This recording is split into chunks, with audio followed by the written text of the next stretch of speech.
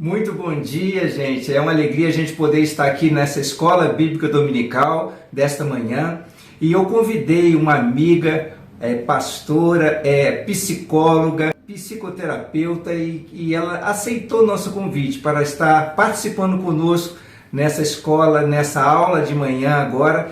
E eu agradeço muito, doutora Márcia, pelo seu estar participando aqui com a gente. Então, dá uma saudação agora para a nossa igreja, que é uma alegria recebê-la conosco. Prazer. Estou muito feliz de estar aqui com vocês através desse vídeo, né? Estamos quarentenados, né?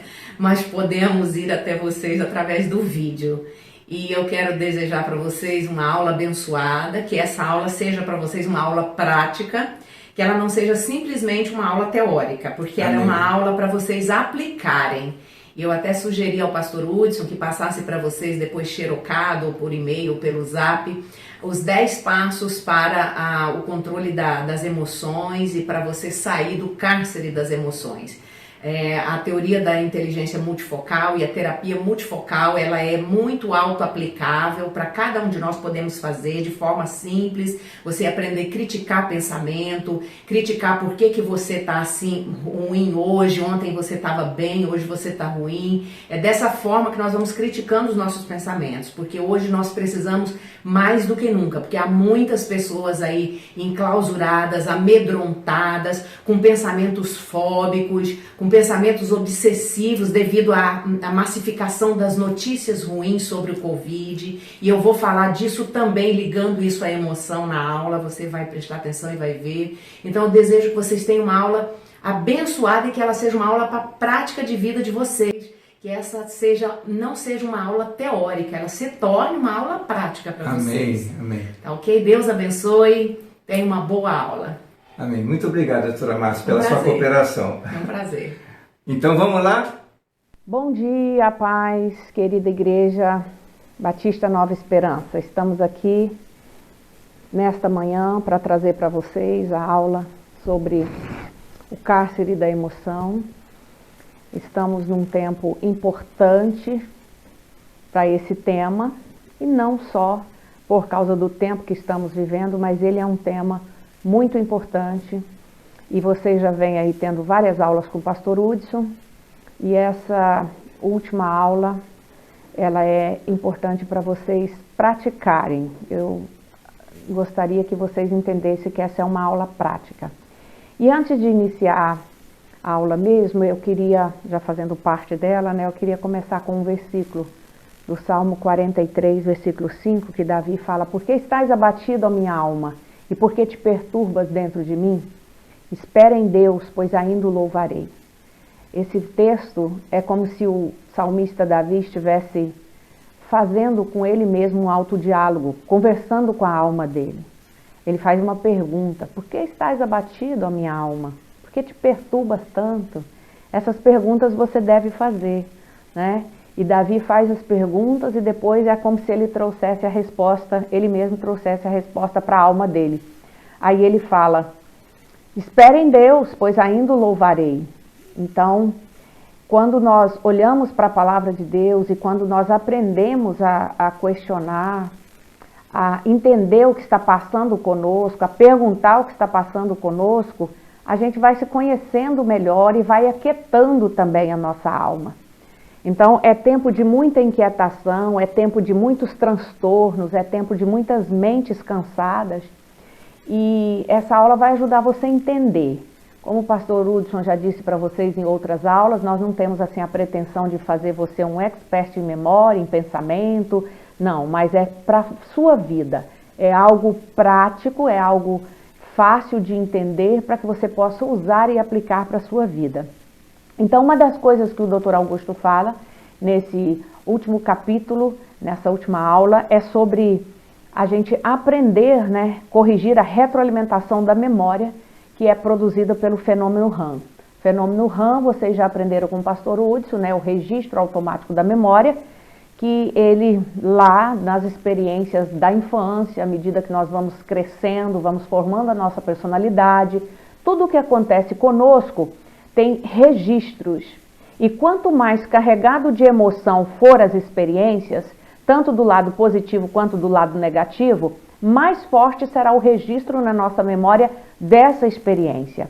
E ele é um registro automático. Queiramos ou não, você nunca vai esquecer ou uma ofensa, ou um momento de muita alegria, ou um elogio que ajudou você superar, ajudou você sair de uma condição ruim. Esse registro, ele vai acontecer sempre. Algumas coisas a nossa memória deleta, algumas coisas nós não guardamos tudo, não temos capacidade, a nossa memória não armazena tudo. Mas quando é uma experiência boa ou dolorosa, aí sim, a memória tem a tendência de gravar. Isso quando é na tenra infância, quando está na formação da personalidade, quando a criança está desenvolvendo, esse registro é muito forte. Se eu perguntasse para vocês, entre 6, 7 aninhos, se você tem alguma experiência interessante para me contar, você com certeza me contaria. Algo agradável ou algo muito ruim que aconteceu com você, isso é o registro automático da memória. E ele vai falar o seguinte, se você teve uma infância descontraída, alegre, né?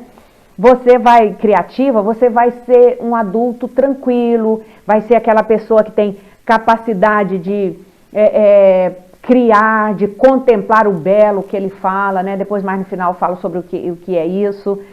Agora, se você teve uma infância com experiências punitivas, sem afetividade, desprovida de apoio, nós temos uma grande chance de sermos adultos rígidos, pouco sociáveis, insatisfeitos com a vida, reclamões e com a autoestima muito baixa.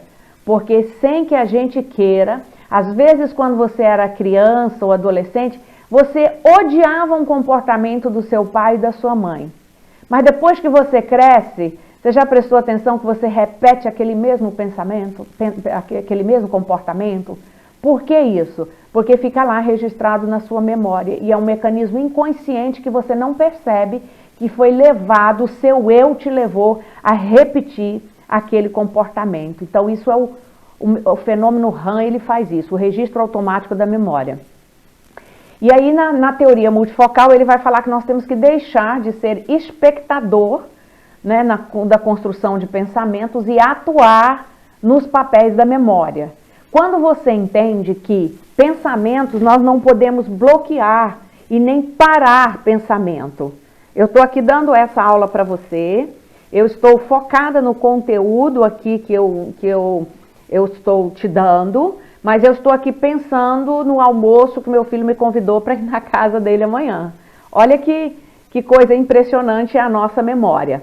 Nosso pensamento, eles fluem o tempo todo.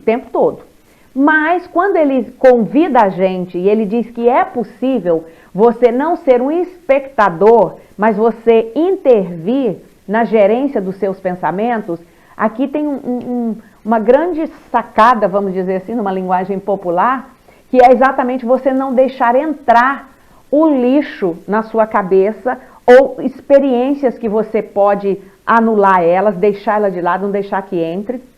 É isso que ele vai falar aqui. E a palavra de Deus também fala isso para nós, né? Nos fala tudo que é puro, tudo que é honesto, tudo que é verdadeiro, tudo que é de boa fama. Se há alguma virtude, seja isso que ocupe o vosso pensamento. E Paulo está nos convidando a não deixar que a nossa cabeça, que a nossa mente e que os pensamentos que vêm façam da nossa cabeça uma lixeira. Mas vamos ocupar, porque se pensamento vem o tempo inteiro e a gente não consegue controlar eles, como é que então nós podemos bloqueá-los? Colocando coisas assim como Paulo falou. Vamos pensar em quê? Se você está cercado de pessoas que só falam asneira, sua mente enche disso. Mas se você está cercado de pessoas que falam coisas boas, rememora a palavra de Deus, conta experiências agradáveis, sabe elogiar, sabe ser grato, sabe agradecer, a sua mente vai enchendo desse tipo de pensamento e você passa a pensar. Então há uma possibilidade, apesar de nós não podermos impedir a quantidade de pensamento e o pensamento, só o ato de tentar impedir pensamento já é um pensamento, né? Você vê como é a nossa memória, é um campo maravilhoso e muito complexo, mas você pode escolher também e bloquear aquilo que vai entrar na sua mente. E muitas vezes o que entra na mente, os pensamentos vêm através daquilo que vimos, ou através daquilo que ouvimos, ou através daquilo que sentimos, né? Através dos sentidos é que muitas vezes o pensamento forma. Aí há uma briga aí, se o pensamento vem primeiro e o sentimento vem depois, né? Sempre quando há um sentimento em nós, a tendência é que já houve antes um pensamento, né? Porque o pensamento é essa coisa que flui. Então, a teoria multifocal, a terapia multifocal, tem essa proposta da gente deixar de ser um espectador desses pensamentos e atuar nos papéis da memória, reescrever a nossa história. Não é possível reescrever. Sabe aquela coisa? Tem pessoas que no início do ano falam assim, Deus te deu uma página em branco, você é que vai escrever a sua história. E realmente, a gente pode reescrever se a gente mudar a nossa forma de pensar e atuar nos nossos pensamentos. Então, quando ele fala de atuar na produção de pensamentos, ele fala de uma coisa muito importante que é o mecanismo ou fenômeno chamado autofluxo, que é uma capacidade que nós temos de produzir pensamentos aleatórios através da leitura, né, que esse mecanismo faz na nossa memória. Ele faz uma leitura rápida, passando por todas as memórias que nós temos, isso é em milésimo de segundo. Quando você tem que, por exemplo, reagir diante de uma emoção forte ou reagir diante de algo que aconteceu com você normalmente, a sua memória faz uma varredura rápida e você age de acordo com memórias que você tem. Esse é o mecanismo do autofluxo, ele faz uma leitura muito rápida de tudo que você tem guardado nas suas memórias. Então, esse pensamento, o pensamento aleatório, ele é esse mecanismo, mas ele é também a fonte de criatividade. Ele é um mecanismo que o Dr. Augusto Cury vai dizer que sem ele, os prisioneiros morreriam na prisão. Porque para ele acabaria ali, a pessoa que está confinada, sem liberdade, sem nenhum motivo, não tem condição de sair dali, o que faz com que ele permaneça vivo, o que ele não entre numa depressão profunda, o que ele não faz com que ele não perca a vontade de comer e de beber, é esse mecanismo do autofluxo, que ele é capaz de sair do ambiente, do lugar onde ele está e se projetar para fora.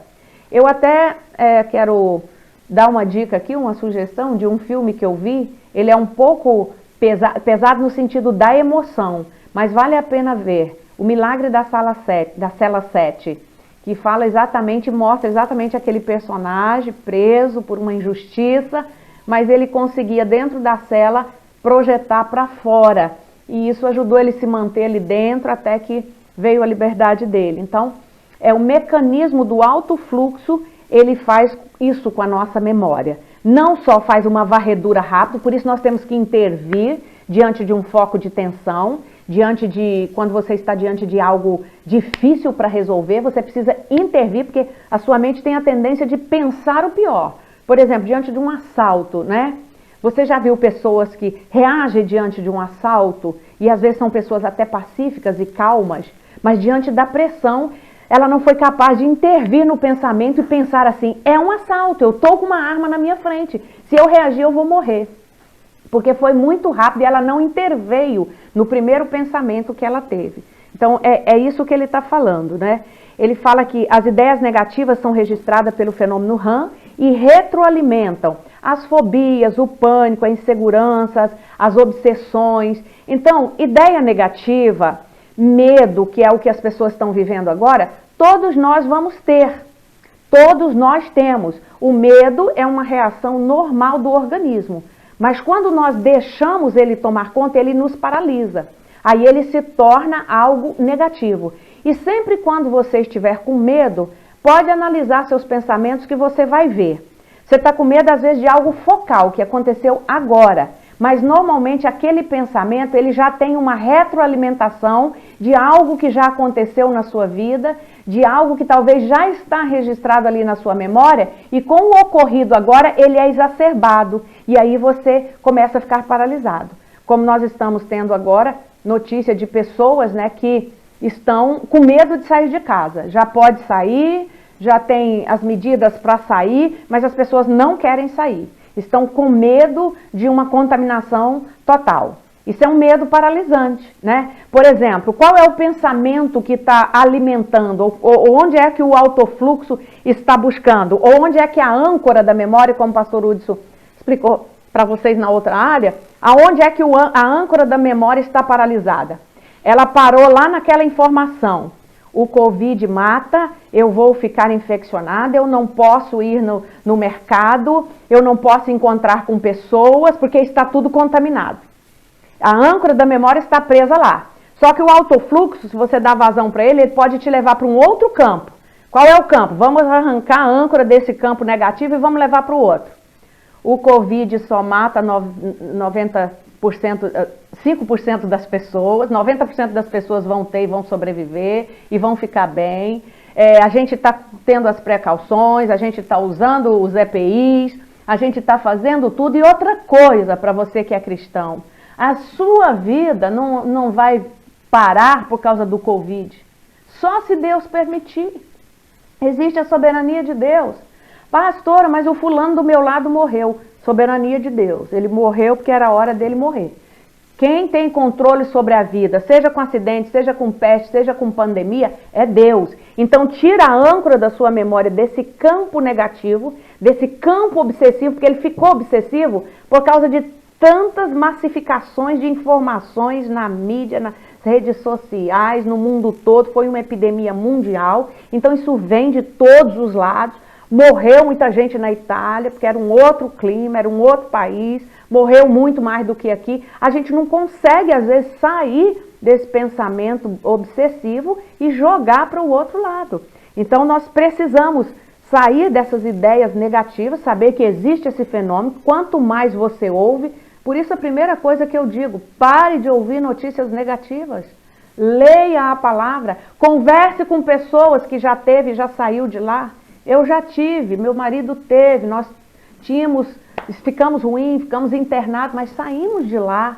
Então, você não consegue muitas vezes fazer isso, porque o pensamento negativo, obsessivo, jogou a âncora ali naquela parte ruim. Então, você olha quantas outras partes tem de boa nisso aí, né?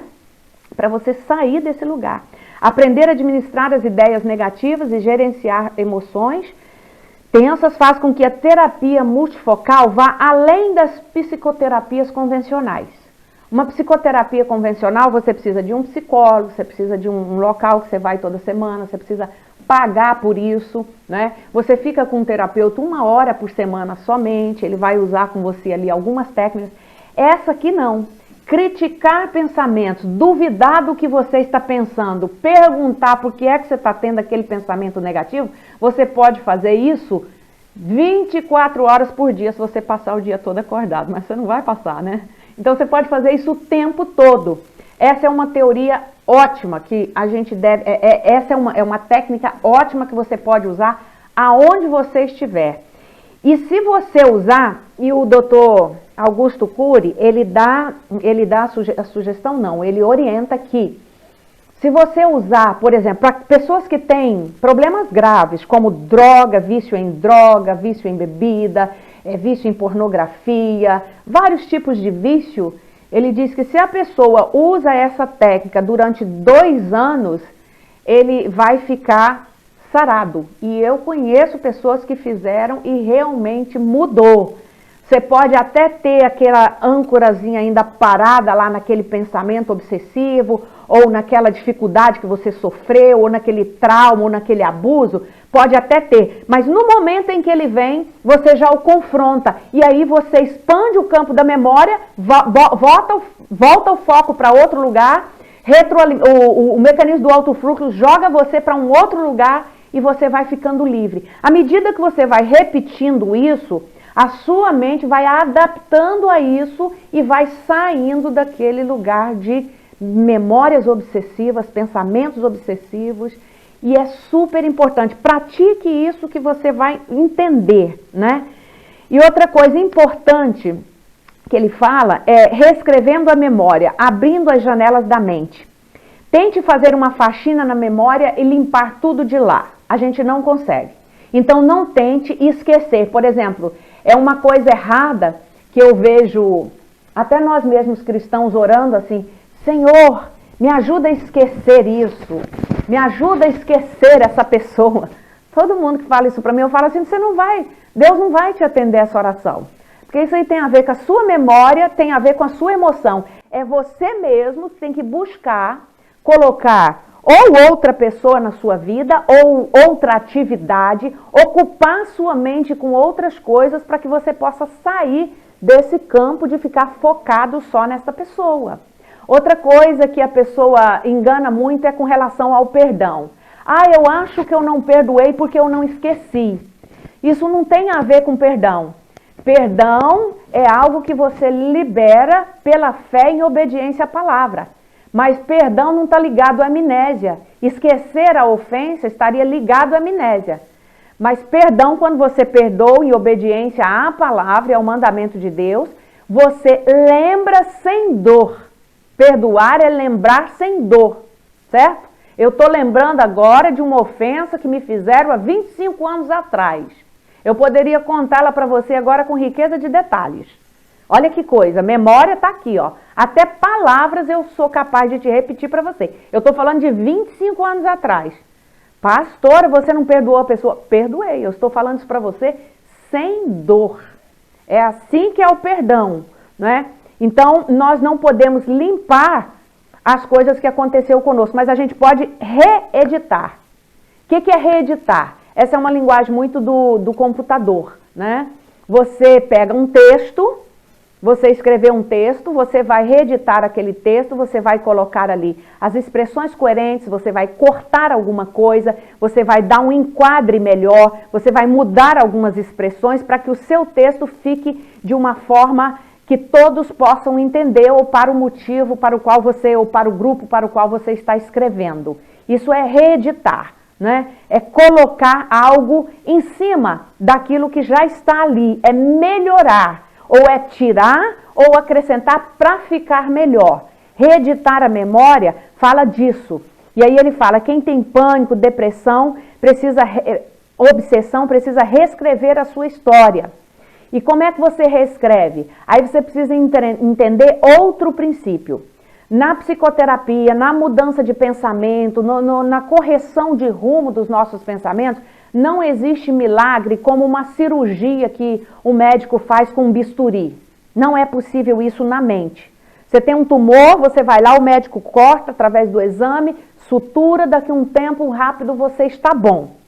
Na psicoterapia não é assim. Nós estamos falando de todo um campo, de toda uma memória muito complexa, de pensamentos, de lados e funcionamentos, e bilhões. Nós temos mais de 86 bilhões de neurônios. Todos eles fazendo sinapses assim, ó, sem parar, né? Então, isso é maravilhoso demais, mas ao mesmo tempo você precisa entender que para remodelar uma mente que foi talhada de uma determinada forma, que cresceu ouvindo determinadas coisas, você precisa de um tempo e você precisa investir nisso constantemente. Não basta um dia, não basta uma hora, você tem que repetir, porque à medida que nós vamos repetindo, é como se nós fôssemos reeditando o texto, reeditando o filme, reeditando a memória, deixando ele de forma assim que quando você vê, quando você olha para trás, você fala, uau, eu não sou mais aquela pessoa amargurada, eu não sou mais aquela pessoa com pensamentos obsessivos, mas isso levou um tempo, levou dias, levou meses e às vezes levou até anos, né? Eu já tenho paciente que está comigo há 2 anos, 2 anos e meio, porque o pensamento obsessivo ele é bem difícil de ser curado, você precisa trabalhar contra ele constantemente, né?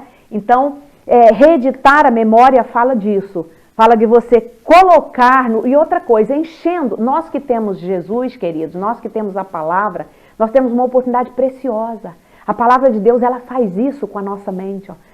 Tanto é que eu falo sempre isso, toda pessoa que faz uma proposta para ele mesmo, um propósito de ler a Bíblia, ele tem muita dificuldade no início, ler a Bíblia corriqueiramente, todos os dias ou 3, 4 vezes por semana, ele tem dificuldade, porque o diabo sabe que a palavra ela liberta a mente, a palavra ela enche a nossa mente, a palavra ela limpa a nossa mente.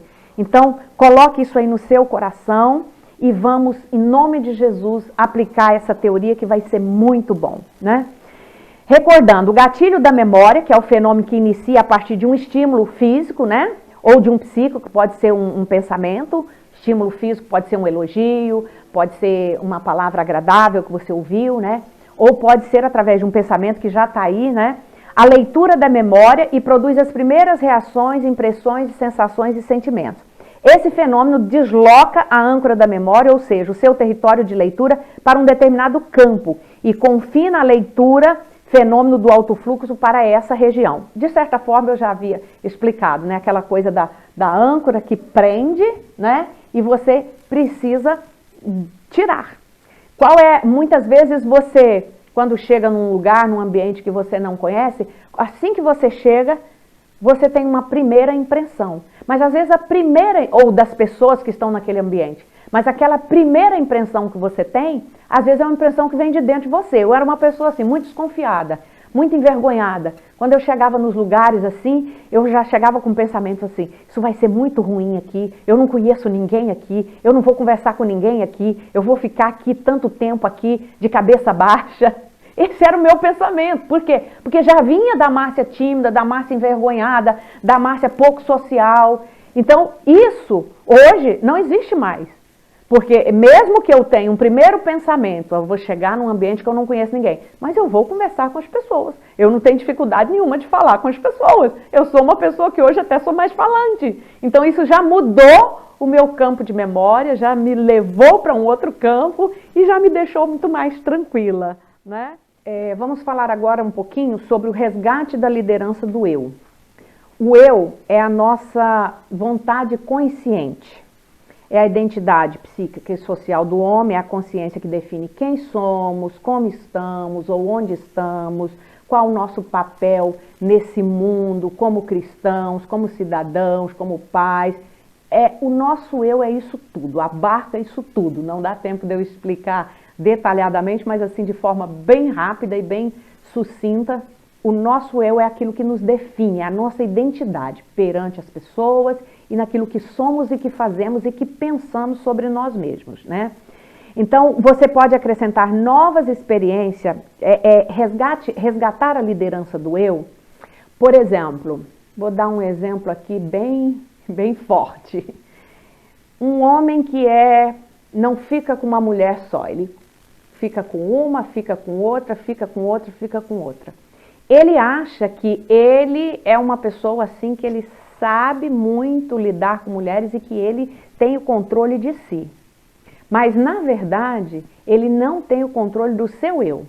É outra questão que está no controle do eu dele, é outra personalidade que ele é capaz de passar daqui para ali. Isso tem vários exemplos, não é só na questão de traição, não. Mas uma pessoa que tem um real controle de quem eu sou, do que eu quero fazer, ele desenvolve um relacionamento com uma mulher só. Ele procura ser fiel àquela pessoa. Ele tem controle do seu eu. Então, muitas vezes as pessoas pensam que controlam o eu delas, mas na verdade é esse eu descontrolado, por todo esse fluxo de emoção, de pensamentos obsessivos e por aí vai, não dá tempo de explicar tudo, é que está controlando ele. Então, resgatar o eu é isso, é nós termos o controle, a capacidade de gerir quem nós somos, como vamos viver, o que queremos e para onde estamos indo. Isso é interessantíssimo. Você pode acrescentar como é que a gente resgata, né, o controle do eu e desses pensamentos todos para a gente voltar. Hoje nós temos a sociedade atual, a sociedade hedonista, ela tem uma tendência de levar o homem atual a se esvaziar de si mesmo e se encher muito do que está no entorno dele. Tanto é que as crianças que estão crescendo hoje, por exemplo, com muita imagem, o que a imagem faz? Ela passa muito rápido, então ela acessa só um lado do cérebro. O lado da leitura é um lado que demanda mais esforço, demanda mais inteligência, demanda mais sinapses para a leitura de um texto, para a leitura de um livro. E os pais hoje, nós ficamos admirados com as crianças, com a habilidade que elas têm na internet. Isso tudo é muito bom, mas por um lado é muito prejudicial, porque ali está um mundo de descoberta que está mudando a forma de pensar e de se ver. O homem exteriorizado, o homem voltado para a aparência, o homem voltado para o campo das imagens, do fake, de tudo isso que está aí, ele se esvazia de si. Ele não consegue mais olhar muito para dentro. Isso está acontecendo muito. E a falta do controle do eu, nossa personalidade, tem muito a ver com isso. Há uma tendência de quem olha muito para fora, até na própria aparência mesmo, de esquecer do interno, de esquecer do homem interior, daquele homem lá de dentro, que ele é muito mais importante. Porque se ele tem controle, se ele está bem, o exterior também vai ficar bom, vai ficar equilibrado, né? Então, o resgate da liderança do eu fala disso. Muitas pessoas não mudam suas características. Por que muitas pessoas não mudam suas características doentias? Porque são pobres na sua criatividade, não têm sonhos, não têm meta, não questionam seus conceitos, seus modelos, né? São incapazes de indagar porque estão vivas e procurar sentido para suas vidas. Quando nós olhamos para dentro de nós, nós buscamos sentido para a nossa vida. A nossa vida passa a ter sentido. E uma dica que ele dá aqui super interessante é você aprender o resgate da liderança do eu no foco de tensão. Você já viu a expressão do tipo assim, bem popular? Aconteceu isso comigo, eu me desconheci, eu não sou essa pessoa. A reação que eu tive agora, eu nunca fiz isso. Por quê? Porque naquele momento ele não teve controle sobre o eu dele. E aqui ele vai falar no foco de tensão, ele vai falar do resgate do eu no foco de tensão, né? Refere-se ao gerenciamento das reações instantâneas, a ansiedade, o desespero, o medo, a impulsividade, detonadas pelo gatilho da memória. Porque num foco de tensão, você já ouviu a aula do gatilho da memória, né? Vai lá, o fenômeno RAM com todos os pensamentos, faz aquela varredura rápida e você age sem parar e sem pensar como deveria ou não reagir. Então, no foco de tensão, você ter controle sobre o eu, para isso você precisa, e outra dica muito importante que ele dá, não sei se está nesse livro, mas em um outro, ele fala assim, os 30 primeiros segundos diante de um foco de tensão, se a gente conseguir parar e contar de 1 a 30, o que eu vou fazer, como eu vou reagir diante desta situação, você tem grande chance de não explodir, de não fazer a coisa errada, de parar naquele momento e dar uma resposta mais saudável, mais equilibrada, depois que passar o foco de tensão. Então, a liderança do eu no foco de tensão é a parte mais importante do aprendizado, de aprender, controlar pensamento, sentimento, como você sente, de bloquear aí o gatilho da memória com essa varredura. Você não bloqueia o gatilho da memória, mas de paralisar os pensamentos e dizer, não, eu não vou agir dessa forma, eu vou agir daquela outra forma. Então, agir, discutir, criticar, né? Dar um novo significado para esse foco ou para esse momento de desespero, de dor, de luta que você está vivendo, é isso que é tomar conta do eu, é isso que é tomar a liderança do eu, é isso que ele está falando. No foco de tensão e fora também do foco de tensão. No foco de tensão, você tem que ser rápido, muito rápido, porque senão a gente pode explodir, a gente pode falar algo que não devia, a gente pode, eu sempre digo para os casais que querem se separar depois de uma briga, eu falo, não é hora de separar. Deixa a poeira baixar, depois que já tiver passado esse sentimento de raiva, de ofensas e tudo mais, sente e converse. Se daí, nesse momento que já passou o foco de tensão, não tiver jeito mesmo, aí ok. Mas no foco de tensão, você conhece bem a expressão, né? Com cabeça quente, não se deve decidir. É mais ou menos isso que ele está falando, em outras palavras, né? Do controle do eu. Então, isso você pode fazer no foco de tensão, mas tem um outro lado que eu considero ele mais profundo, mais analítico e muito mais eficaz, que é você buscar a liderança do eu fora do foco de tensão. Fora do foco de tensão é exatamente o primeiro versículo que eu li. Davi falando assim, por que estás abatido, ó minha alma? A alma está abatida, já é por algo que aconteceu. É um sentimento de dor que ficou ali meio que cristalizado.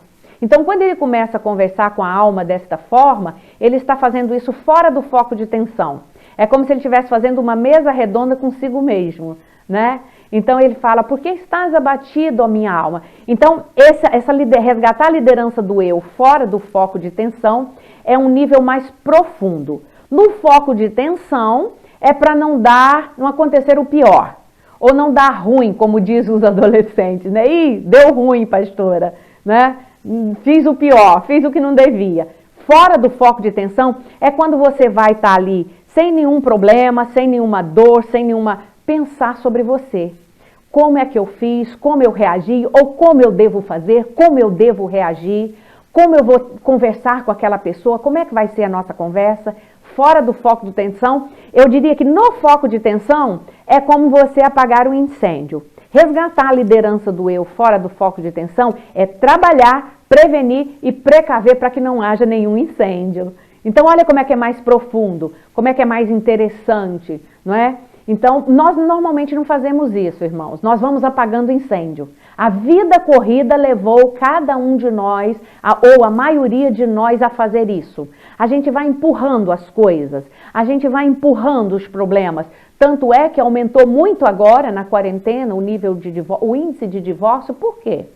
Esses divórcios agora não foram divórcios por causa da quarentena.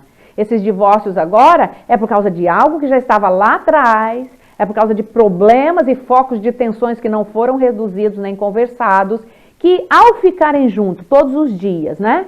No foco de tensão você faz o quê? Ah, vou trabalhar, chega cansado, dorme, fica pouco tempo em casa, no outro dia trabalha de novo e por aí vai.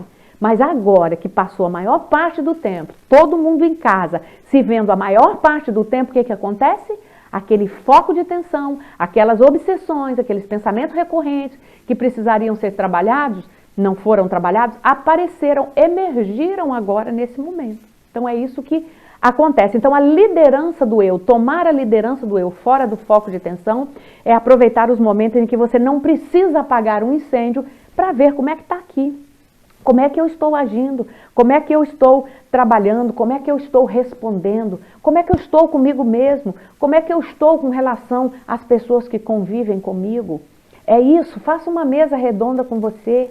Vão achar que você é maluco, ficar conversando com você mesmo? Mas converse. E às vezes você precisa conversar em voz alta. Sabe por quê? Quer ver uma coisa que me ajuda a orar de madrugada? É orar em voz alta. Porque se eu começar a orar baixinho, eu vou dormir. Minha mente vai me sabotar. Mas quando eu começo a orar em voz alta, eu escuto o que eu estou orando, eu escuto o que eu estou falando com Deus, e isso me desperta do sono. Então a mesa redonda, às vezes, falar sozinho com você mesmo, não é maluquice, não é loucura não, é você botar para sua mente aquilo que você está pensando sobre você e como você quer remodelar, né? Discuta suas atitudes impensadas, discuta suas incoerências. Pastora, você não me conhece, eu sou bem incoerente. Todos nós temos incoerências. Um momento ou outro a gente vai ser incoerente. Então a gente precisa questionar isso conosco mesmo, né? Dificuldade de lidar com frustração. Toda pessoa que tem, todos nós temos essa dificuldade, mas tem pessoa que não suporta a frustração. E a vida nos frustra, irmãos. Seja cristão ou não cristão, a vida vai nos frustrar. E nós precisamos aprender a lidar com isso, levantar sem nos abater tanto, sem entrar numa depressão, sem achar que a vida não vale a pena. A vida vale muito a pena. Mas quando você tem essa conversa com eu, que você se critica, né? Cada novo pensamento, regado com reflexão e com crítica, vão sendo registrados nessa memória aí, e nós vamos reescrevendo a nossa história, o nosso inconsciente vai mudando e nós vamos nos tornando mais conscientes de quem nós somos e qual é o papel nosso nesse mundo. Então eu deixo para você essa aula, o pastor Hudson vai passar para você os 10 passos para você praticar no seu dia a dia. E olha, eu digo para você, você vai me contar ou vai contar para ele depois. Se você praticar isso, você vai ter uma mente livre. Muitos pensamentos nossos, irmãos, não saem, não é porque nós estamos colocando, é porque eles precisam ser reeditados. É porque nós precisamos olhar para dentro de nós. Não ache que você sabe tudo sobre você, que a gente nunca sabe. Eu tenho 55 anos, eu aprendo todo dia. Eu aprendo com os meus irmãos, eu aprendo com os meus filhos, eu aprendo com quem eu me relaciono, eu aprendo com os meus pacientes, não é? Seria horrível uma psicóloga que achar que sabe tudo, não. Tem perguntas que eu faço e a resposta que eles me dão, eles me ensinam. Então isso é maravilhoso, quando você tem essa mente aberta para aprender e para mudar. E não é tarde, viu? Não é tarde.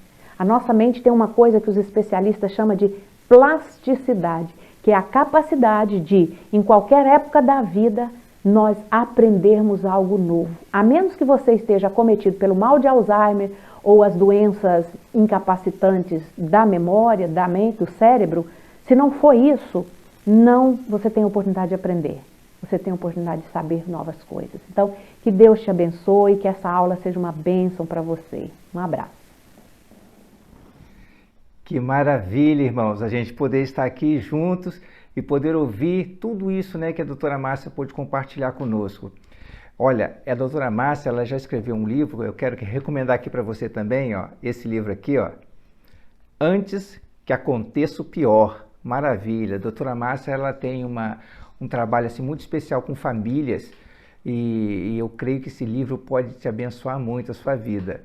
Eu vou deixar aqui no descritivo um link para você acessar a esses 10 passos que a doutora Márcia citou aqui, que é muito bom. Você pode fazer esses passos assim, pelo menos a cada semana, você procura ali ler os versículos da palavra e pensar sobre aquilo dali e exercitar, porque você se tornará um vencedor e Deus vai trabalhar, vai te ajudar, porque sem a ajuda dele nada nós podemos fazer.